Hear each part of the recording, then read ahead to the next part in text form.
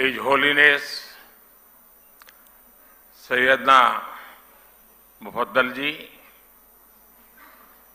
महाराष्ट्र के मुख्यमंत्री एकनाथ शिंदे जी, उप मुख्यमंत्री देवेंद्र जी, इस कार्यक्रम में उपस्थित अन्य सभी मान्यवर महानुभाव, आप सभी के बीच आना मेरे लिए परिवार में आने जैसा होता है।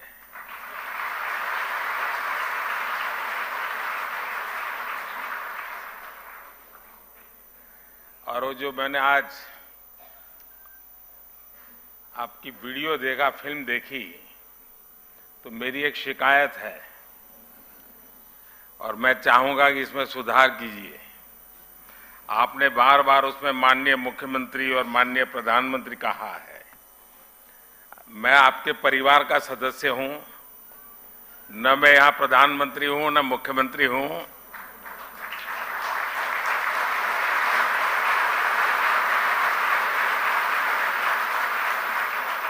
और शायद मुझे जो सौभाग्य मिला है वो बहुत कम लोगों को मिला है। मैं 4 पीढ़ी इस परिवार के साथ जुड़ा हूं, 4 पीढ़ी, और चारों पीढ़ी मेरे घर आई है। ऐसा सौभाग्य बहुत कम लोगों को मिलता है। और इसलिए मैं कहता हूं कि फिल्म में जो बार बार मुख्यमंत्री और प्रधानमंत्री है, मैं तो आपके परिवार का सदस्य हूं और हर बार एक परिवार के सदस्य के रूप में आने का जब भी अवसर मिला है, मेरी खुशियां अनेक गुना बढ़ गई है।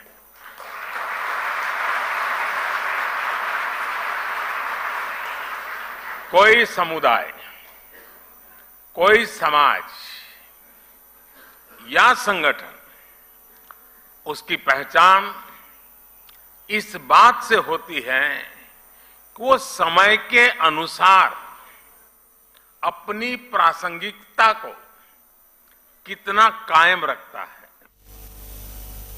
समय के साथ परिवर्तन और विकास की इस कसौटी पर दाऊदी बोहरा समुदाय ने हमेशा खुद को खरा साबित किया है। आज अल जमाया तुस सैफिया जैसे शिक्षा के महत्वपूर्ण केंद्र का विस्तार इसका एक जीता जागता उदाहरण है। मैं संस्था से जुड़े हर व्यक्ति को मुंबई शाखा शुरू होने की और 150 साल पुराना सपना पूरा हुआ है, आपने पूरा किया है। मैं आपको बहुत बहुत बधाई देता हूं, बहुत दिल से बधाई देता हूं। साथियों, दाऊदी बोहरा समुदाय और मेरा रिश्ता कितना पुराना है, ये शायद ही कोई ऐसा होगा जिसको पता न हो। मैं दुनिया में कहीं पर भी गया, वो प्यार यानी एक प्रकार से बरसता रहता है। और मुझे तो, मैं हमेशा एक बात जरूर बताता हूं, मैं सैयदना साहब 99 एज थी, मैं ऐसे ही चला गया वहां सरसपुर। 99 एज में वो बच्चों को पढ़ा रहे थे जी। मेरे मन को वो घटना आज भी इतना प्रेरित करती है। क्या कमिटमेंट, नई पीढ़ी को प्रशिक्षित करने का सैयदना साहब का क्या कमिटमेंट है। 99 एज में भी बैठ करके बच्चों को पढ़ाना, और मैं समझता हूं 800,000 बच्चे एक साथ पढ़ रहे थे। मेरे दिल को वो दृश्य हमेशा हमेशा प्रेरणा देता रहता है। गुजरात में रहते हुए हमने एक दूसरे को बहुत करीब से देखा है। कई रचनात्मक प्रयासों को साथ मिलकर के भी आगे बढ़ाया है। और मुझे याद है सैयदना साहब की शताब्दी का वर्ष हम मना रहे थे और सूरत में हमारा बहुत बड़ा जलसा था, मैं भी था उसमें। तो सैयदा साहब ने मुझसे कहा तुम मुझे बताओ मैं क्या काम करूं। मैंने कहा मैं कौन होता हूं आपको काम बताने वाला। लेकिन उनका बड़ा आग्रह था, तो मैंने कहा देखिए गुजरात को तो हमेशा पानी का संकट रहता है, आप उसमें कुछ जरूर। और मैं आज भी कहता हूं उस एक बात को, आज इतने साल हो गए, पानी के रक्षा के काम में आज भी बोहरा समाज के लोग जी जान से लगे हुए, जी जान से लगे हुए। ये मेरा सौभाग्य है। और इसलिए मैं कहता हूं कुपोषण के खिलाफ लड़ाई से लेकर जल संरक्षण के अभियान तक समाज और सरकार कैसे एक दूसरे की ताकत बन सकते हैं, हमने साथ मिलकर के वो किया है और मैं इसका गौरव अनुभव करता हूं। और विशेषकर हिज होलीनेस सैयदना मोहम्मद बुरहानुद्दीन साहब, उनके साथ जब भी मुझे चर्चाएं करने का अवसर मिला, उनकी सक्रियता, उनका सहयोग मेरे लिए भी एक प्रकार से मार्गदर्शक रहा है। मुझे एक बहुत बड़ी ऊर्जा मिलती थी। और जब मैं गुजरात से दिल्ली गया,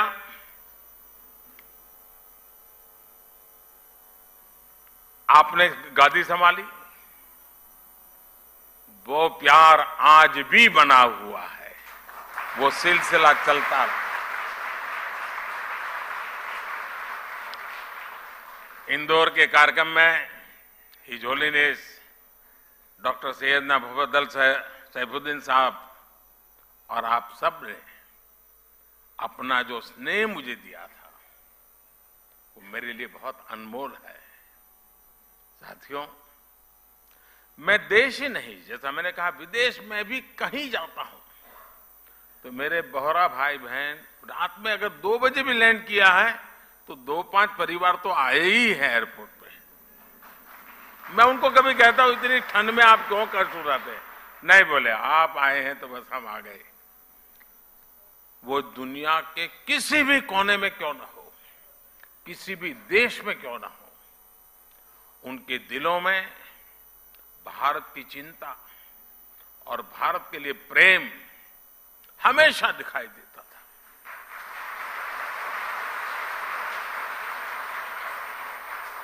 आप सभी की ये भावनाएं, आपका ये प्यार मुझे बार बार आप तक खींच लाता है।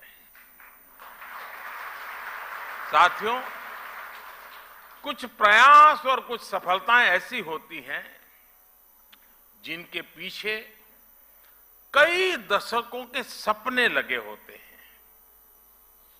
मुझे बात पता है कि मुंबई शाखा के रूप में अल जमिया तुस सैफिया का जो विचार हो रहा है, इसका सपना दशकों पहले हिज होलीनेस सैयदना अब्दुल कादिर नईमुद्दीन साहब ने देखा था। उस समय देश गुलामी के दौर में था। शिक्षा के क्षेत्र में इतना बड़ा सपना अपने आप में एक बहुत बड़ी बात थी। लेकिन जो सपने सही सोच से देखे जाते हैं, वो पूरे होकर के रहते हैं। आज देश जब अपनी आजादी के अमृतकाल की यात्रा शुरू कर रहा है, तो शिक्षा के क्षेत्र में बोहरा समाज के इस योगदान की अहमियत और भी बढ़ जाती है। और जब आजादी के 75 साल की याद करता हूं तो मैं एक बात का जिक्र जरूर करूंगा, और मेरा तो आप सबसे आग्रह है कि जब भी आप सूरत जाएं या मुंबई आएं, एक बार दांडी जरूर हो आइए। दांडी यात्रा महात्मा गांधी जी की आजादी का एक टर्निंग पॉइंट था। लेकिन मेरे लिए सबसे बड़ी बात वो है कि दांडी यात्रा में, दांडी में नमक सत्याग्रह के पहले गांधी जी आपके घर में रुके थे, दांडी में।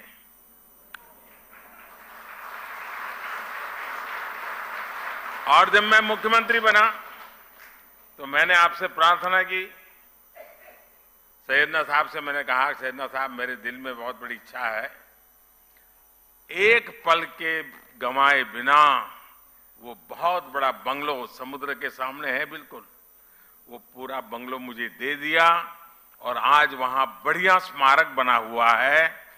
दांडी यात्रा की स्मृति में सैयदना साहब के वो यादें दांडी यात्रा के साथ अमर हो चुकी है जी।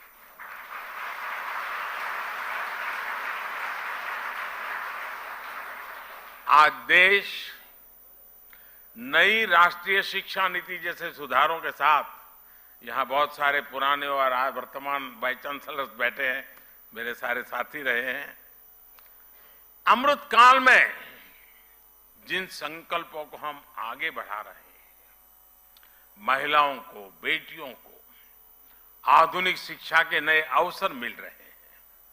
इसी मिशन के साथ अल जमायातुस सैफिया भी आगे बढ़ रहा है।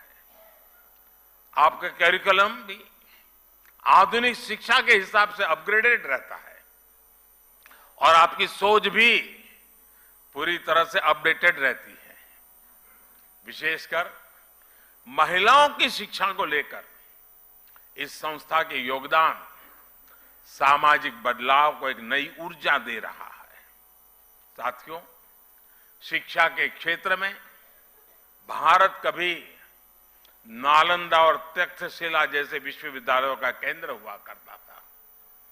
पूरी दुनिया से लोग यहां पढ़ने और सीखने आते थे। अगर हमें भारत के वैभव को वापस लाना है तो हमें शिक्षा के उस गौरव को भी वापस लाना होगा। इसलिए आज भारतीय कलेवर में ढली आधुनिक शिक्षा व्यवस्था ये देश की प्राथमिकता है। इसके लिए हम हर स्तर पर काम कर रहे हैं। आपने देखा होगा पिछले 8 वर्षों में रिकॉर्ड संख्या में यूनिवर्सिटीज भी खुली है। मेडिकल एजुकेशन जैसी फील्ड में जहां युवाओं का रुझान भी है और देश की जरूरत भी है, उसे देखते हम हर जिले में मेडिकल कॉलेज खोल रहे हैं। आप देखिए 2004 से 2014 के बीच देश में 145 मेडिकल कॉलेज खोले थे, जबकि 2014 से 2022 के बीच 260 से ज्यादा मेडिकल कॉलेज खोले गए। बीते 8 वर्षों में देश में, और एक खुशी की बात है, देश में हर सप्ताह एवरी वीक एक यूनिवर्सिटी और 2 कॉलेज खुले हैं। Every week. ये स्पीड और स्केल इस बात के गवाह है कि भारत उस युवा पीढ़ी का पुल बनने जा रहा है जो विश्व के भविष्य को दिशा देगी। साथियों, महात्मा गांधी कहते थे कि शिक्षा हमारे आसपास की परिस्थितियों के अनुकूल होनी चाहिए, तभी उसकी सार्थकता बनी रह सकती है। इसलिए देश ने शिक्षा व्यवस्था में एक और अहम बदलाव किया है। ये बदलाव है एजुकेशन सिस्टम में स्थानीय भाषा को महत्व देना। अब हम देख रहे थे सारा गुजराती में जिस प्रकार से कविता के माध्यम से जीवन के मूल्यों की चर्चा हमारे साथियों ने की। मातृभाषा की ताकत, मैं गुजराती भाषी होने के कारण बहुत शब्दों को से ऊपर उस भावना को पकड़ पा रहा था, मैं अनुभव कर रहा था। साथियों, गुलामी के समय अंग्रेजों ने इंग्लिश को ही शिक्षा का एक पैमाना बना दिया था। दुर्भाग्य से आजादी के बाद भी हम उस हीन भावना को ढोते रहे। इसका सबसे बड़ा नुकसान हमारे गरीब के बच्चों को, दलितों, पिछड़ों और कमजोर वर्ग को हुआ। प्रतिभा होने के बाद भी उन्हें केवल भाषा के आधार पर प्रतियोगिता से बाहर कर दिया जाता था। लेकिन अब मेडिकल और इंजीनियरिंग जैसी पढ़ाई भी स्थानीय भाषा में की जा सकेगी। इसी तरह भारतीय जरूरतों के हिसाब से देश ने और भी कई बदलाव किए हैं। पिछले कुछ वर्षों में हमने पेटेंट इकोसिस्टम पर काम किया और पेटेंट फाइल करने को आसान बनाया है।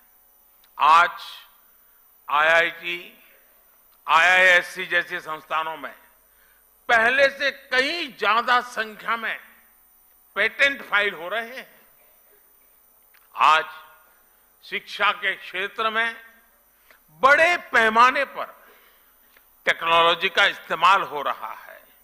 इसलिए स्कूलों में लर्निंग टूल का उपयोग होने लगा है। अब युवाओं को किताबी ज्ञान के साथ ही स्किल, टेक्नोलॉजी और इनोवेशन के लिए तैयार किया जा रहा है। इससे हमारे युवा रियल वर्ल्ड के प्रॉब्लम के लिए तैयार हो रहे हैं, उनके सॉल्यूशंस खोज रहे हैं।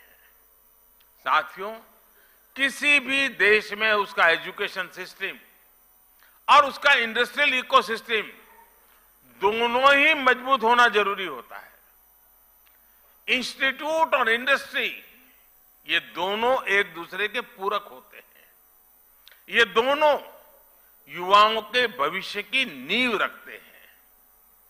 दाऊदी बोहरा समाज के लोग तो खासकर बिजनेस में काफी सक्रिय भी और सफल भी हैं।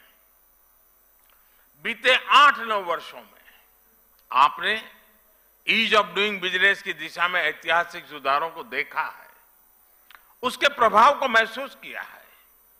इस दौरान देश ने 40,000 कंप्लायंसेस को खत्म किया, सैकड़ों प्रावधानों को डिक्रिमिनलाइज किया।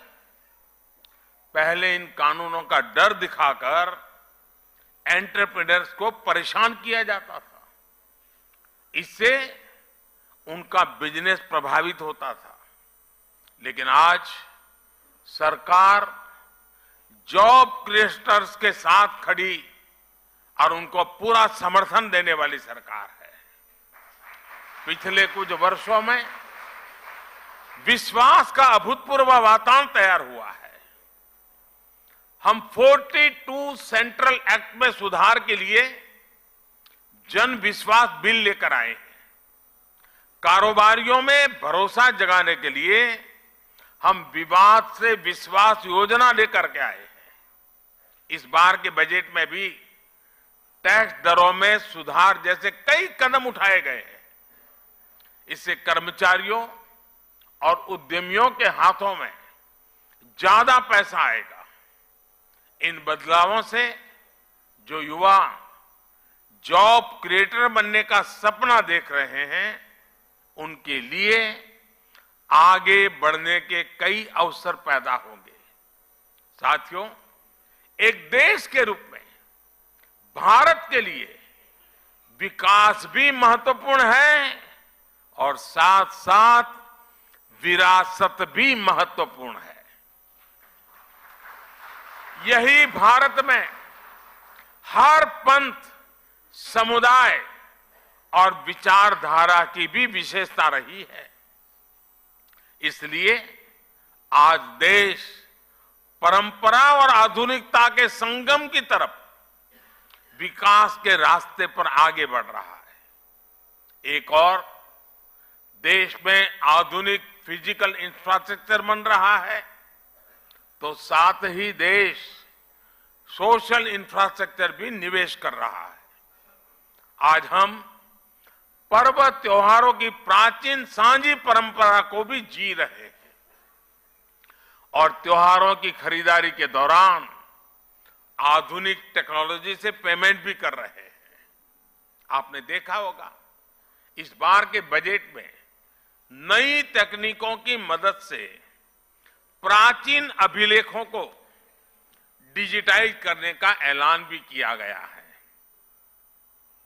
और मैं अभी हमारे जो पुरानी सदियों पुराने जो पुराण है हस्तलिखित वो देख रहा था, तो मैंने आग्रह किया कि भारत सरकार की एक बहुत बड़ी योजना है, हमारे सारे ये चीजें डिजिटलाइज हो जानी चाहिए, आने वाली पीढ़ियों को काम आएगी। मैं चाहूंगा इस तरह के प्रयासों को आगे बढ़ाने के लिए सभी समाज, सभी संप्रदाय आगे आए। किसी भी पद्धति से जुड़े अगर कोई प्राचीन टैक्स है तो उन्हें डिजिटाइज किया जाना चाहिए। बीच में मैं मंगोलिया गया था, तो मंगोलिया में हस्तप्रत भगवान बुद्ध के जमाने की कुछ चीजें थी, अब वहां पड़ी थी, तो मैंने कहा कि आप मुझे दे दीजिए, मैं इसको डिजिटलाइज करता हूं, और उस काम को हमने कर दिया। हर परंपरा, हर आस्था एक सामर्थ्य है। युवाओं को भी इस अभियान से जोड़ा जाना चाहिए। दाऊदी बोहरा समाज इसमें बहुत बड़ी भूमिका निभा सकता है। इसी तरह पर्यावरण संरक्षण हो, मिलेट्स का प्रसार हो, आज भारत इन विषयों पर पूरे विश्व में बड़े अभियान को लीड कर रहा है। आप इन अभियानों में भी जन भागीदारी को बढ़ाने के लिए इन्हें लोगों के बीच लेकर जाने का संकल्प ले सकते हैं। इस वर्ष भारत G20 जैसे महत्वपूर्ण वैश्विक मंच की अध्यक्षता भी कर रहा है। बोहरा समाज के जो लोग विदेशों में फैले हैं, वो इस अवसर पर विश्व के सामने सामर्थ्यवान होते भारत के ब्रांड एम्बेसडर का काम कर सकते हैं। मुझे विश्वास है कि आप हमेशा की तरह इन जिम्मेदारियों का उतनी ही खुशी से निर्वहन करेंगे।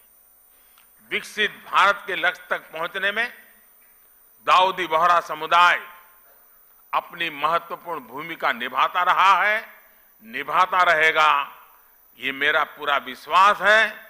और इसी कामना और इसी विश्वास के साथ आप सभी को मैं फिर से एक बार बहुत बहुत शुभकामनाएं देता हूं। और इस पवित्र अवसर पर आपने मुझे यहां आने का अवसर दिया।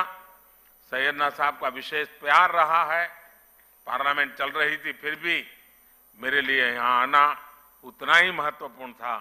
और इसलिए मुझे आज आकर के आप सबके आशीर्वाद लेने का सौभाग्य मिला। मैं फिर एक बार आप सबका हृदय से बहुत बहुत धन्यवाद करता हूं। बहुत बहुत धन्यवाद।